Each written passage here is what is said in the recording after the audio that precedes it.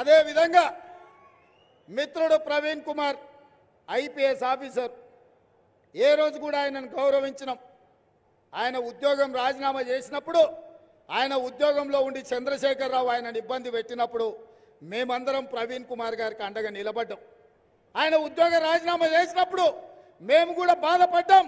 ప్రవీణ్ ప్రజా జీవితంలో ఉండాలి, దొరలకు వ్యతిరేకంగా కొట్లాడాలి అని మేమందరం ఆయనను ఆహ్వానించినాం. మరి నేను ఇవాళ అడుగుతున్న మిత్రుడు ప్రవీణ్ కుమార్ గారిని, ఆయన డీజీపీ అయ్యే అవకాశం ఉన్న మీరు ఐపీఎస్ అధికారిగా రాజీనామా చేసి ఈ దొరల పెత్తనాన్ని సహించేదే లేదు, ఈ దొరలకు వ్యతిరేకంగా గడీలను బద్దలు కొడతా, గడీలను గూలుస్తా అని ఆనాడు మీరే కదా ప్రవీణ్ కుమార్ గారు మాట్లాడింది, మీరే కదా ప్రజలకు చెప్పింది. ప్రభుత్వ అధికారిగా నన్ను పని చేయనిస్తలేడు చంద్రశేఖరరావు, అందుకే ఈ ప్రభుత్వ ఉద్యోగానికి రాజీనామా చేసిన ప్రజా జీవితంలోకి వస్తున్న ప్రజల తరఫున కొట్లాడతా చంద్రశేఖరరావు గద్దె దించుతా అని చెప్పినావు కదా. మరి 6 నెలల్లోనే ఏం మారింది? ఏమి మీరు చంద్రశేఖరరావు గారిని చూసి నమ్మినరని నేను అడుగుతున్నా.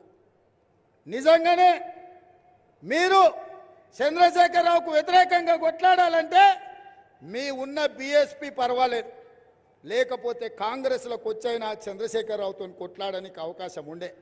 కానీ ఈ 2 కాదని ఎవరికైతే వ్యతిరేకంగా మీరు రాజీనామా చేసిండ్రో, ఎవరినైతే 4 కోట్ల తెలంగాణ ప్రజలు తిరస్కరించి 100 మీటర్ల గోతి తీసి పాతి పెట్టిర్రో, ఇవాళ నువ్వు మళ్ళా సమాధుల కాడ పోయి ఆ సమాధులకు పూల దండలేసి సమాధిలో పాతుకుపోయిన చంద్రశేఖరరావును ఎందుకు భుజాల మీద పెట్టి మోసుకొని తిరగాలనుకుంటున్నావు మిత్రమా అని నేను అడుగుతున్నా. ఎందుకు నువ్వు మద్దతు పలుకుతున్నావు? ఈ 10 ఏళ్ళు తెలంగాణ రాష్ట్రంలో శాసనసభలో మేము, నా మిత్రుడు సంపత్ కుమార్, మాదిగల ఏబిసిడి వర్గీకరణ మీద తీర్మానం ప్రవేశపెడితే పోలీసులను లోపలికి రప్పించి గొర్రెలు ఈడ్చినట్టు ఈడ్చి అసెంబ్లీలో నుంచి మమ్మల్ని బయట పడేసిండు. అఖిల పక్షాన్ని వర్గీకరణ కోసం ఢిల్లీకి తీసుకెళ్తా అని 10 ఏళ్ళు మమ్మల్ని నిండా ముంచిండు. మేము అనుకూలంగా వర్గీకరణకు ఉంటే మమ్మల్ని బయట పడేసిన చంద్రశేఖరరావు పక్కన చేరినామంటే ఇవాళ మీరు వర్గీకరణకు వ్యతిరేకమా అని చెప్పి మిత్రుడు ప్రవీణ్ కుమార్ నేను అడగదలుచుకున్నా. 10 ఏళ్ళు నరేంద్ర మోడీ ఒక రకం మోసం చేస్తే చంద్రశేఖరరావు ఇంకొక రకంగా అన్యాయం చేశాడు. వర్గీకరణకు వ్యతిరేకంగా 10 ఏళ్ళు పనిచేసిన చంద్రశేఖరరావు పక్కన మీరు చేరి ఇవాళ మీరు ఓట్లు అడుగుతారు. మరి మా మిత్రుడు ప్రవీణ్ కుమార్ గారు ఎట్లా అనుకున్నారో నాకు తెలియదు, కానీ దోమకు ఎంత పెద్ద తొండం ఉన్నది ఏనుగు అవుతుందా? దోమకు కూడా రక్తం పీల్చుకోనికే తొండం ఉంటుంది. ఆ దోమకు తొండ ఎంత పెద్దగా ఉన్నది, ఏనుగు కాదు. మరి ఎందుకు ఏనుగు తిరిగి దోమ దగ్గరికి పోయిండో ప్రవీణ్ కుమారే ఈ ప్రజలకు చెప్పాలి. ఇక భారతీయ జనతా పార్టీ, ఇక నేను ఎక్కువ తక్కువ చెప్పదలుచుకోలే, కానీ రాములు గారికి సన్ స్ట్రోకు, కొడుకు ఇంట్లో వేసి తాళం వేసి టికెట్ తెచ్చుకున్నాడు బీజేపీలో పోయి. ఏమున్నదా ఇవాళ ప్రవీణ్ అయినా భరత్ కుమార్ అయినా ఎల్లేకి ఎద్దు లేదంట, మల్లయ్యకు బండి లేదంట, ఇద్దరు కలిసి సిరిసనగండ్ల జాతరకు పోదామని మొక్కుకున్నారంట. ఆయనకు ఎద్దు లేదు, ఈయనకు బండి లేదు, ఇద్దరు కలిసి సవారి తీసి సిరిసనగండ్ల జాతరకు పోతారంటే ఇది శాస్త్రమైన పనేనా? ఇవాళ ఈ రాష్ట్రంలో కాంగ్రెస్ పార్టీ అధికారంలో ఉంది. 4.5 ఏళ్ళు మనం అధికారంలో ఉంటాం. ఈ 4.5 ఏళ్ళు రాజకీయాలు పక్కన పెట్టి మనందరం కలిసికట్టుగా మన ప్రాంతంలో ఉన్న పెండింగ్ ప్రాజెక్టులు పూర్తి చేసుకోవాల్సిన బాధ్యత వాళ్ళిద్దరి మీద లేదా అని నేను అడుగుతున్నా. చదువుకున్న మేధావి ప్రవీణ్ కుమార్ గారు, ఈ మాత్రం ఆలోచన వారికి రాదా? ఇవాళ చంద్రశేఖరరావును ప్రజలు తిరస్కరిస్తే తిరస్కరించిన చంద్రశేఖరరావు పక్కన మీరు కూర్చుంటే తెలంగాణ సమాజం ముందు మీరు దోషిగా నిలబడరా? మాదిగ జాతికి ద్రోహం చేసిన చంద్రశేఖరరావును నువ్వు భుజాల మీద మోస్తే రేపు వర్గీకరణకు అన్యాయం జరగదా? మాదిగల వర్గీకరణ ఎట్లా జరుగుద్దని నేను మిత్రుడు ప్రవీణ్ కుమార్ గారిని నేను అడగదలుచుకున్నా.